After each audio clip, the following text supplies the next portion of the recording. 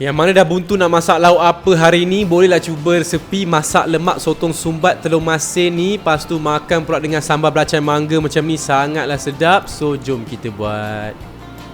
Bismillah.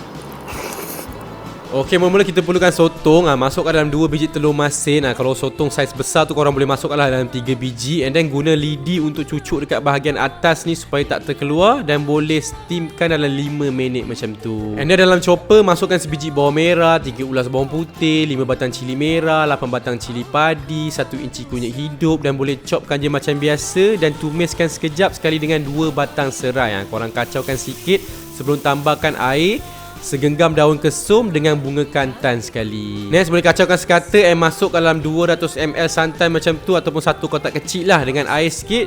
Kemudian boleh masukkan sotong yang kita dah steam tadi. Bila dah mendidih, boleh perasakan dengan garam, gula, serbuk perasa dengan asam keping. And then ni Amanda tambah lagi sikit santan sebab nak bagi kuah dia lagi pekat dan sedia untuk dihidang. Sabar jap, belum habis lagi. Untuk sambal belacan mangga ni kita perlukan 6 biji cili merah, 20 biji cili padi campur dengan sedikit belacan bakar. Korang boleh gesekkan sampai halus. Kemudian masukkan 3 biji perahan limau kasturi, mangga dan perasakan dengan garam gula. Korang gesekkan lagi sampai dia hancur dan dah siap.